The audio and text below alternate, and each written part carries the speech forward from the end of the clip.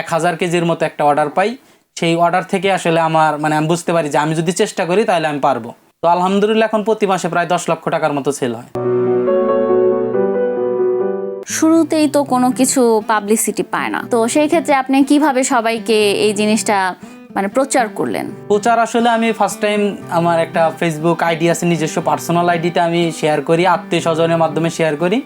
এখানে বলতে হয় যে আমার বন্ধু বান্ধব যারা আছে এরা আমাকে অনেক হেল্প করেছে। যেমন আমার ফার্স্ট যে সেল পোস্টটা ছিল প্রায় 70 থেকে 80 জন আমার যে বন্ধু আছে এরা মানে সেটা শেয়ার দিয়েছে।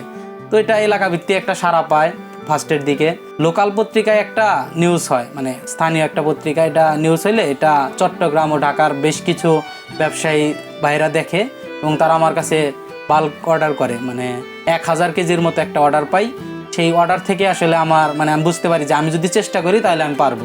শুরুতে আপনার সেল কিরকম ছিল বা কতটা হয়েছে? শুরুতে আসলে আমার উদ্যোগের যাত্রা শুরু হয় মাত্র 5 কেজি ঘি উৎপাদন করে। তো 5 কেজি ঘি বিক্রি করতে আমার প্রায় 2 মাস সময় লেগেছে, যা এখন প্রতিদিনে 10 ভাগের 1 ভাগও না। ও আচ্ছা আচ্ছা, তো এটা আপনি শিখেছেন কার থেকে? এইটা আমি ওইভাবে শিখি নাই। ফার্স্টে আমি বিভিন্ন লোকের মাধ্যমে দেখেছি এবং আমি যেহেতু আমাদের যেটা তৈরি করে কারিগর উনি আসলে তৈরি করেছে, আর আমি হলো এটা মানে তত্ত্বাবধান করছি আর কি। আবার ধীরে ধীরে এখন আমি নিজেই তৈরি করতে পারি। তো প্রথম দিকে আপনার সেলটা আসলে কত ছিল, যে এখন এত আর তখন আমার এত ছিল? আসলে প্রথমের দিকে আমার সেল হয়েছে মান্থলি প্রায় মানে সেলই হয়েছে আপনার প্রায় 10,000 20,000 টাকার মতো অ্যাভারেজ। তো আলহামদুলিল্লাহ এখন প্রতি মাসে প্রায় 10 লক্ষ টাকার মতো সেল হয়। আচ্ছা, তো কতদিনের চেষ্টায় আসলে এত দূর আসা?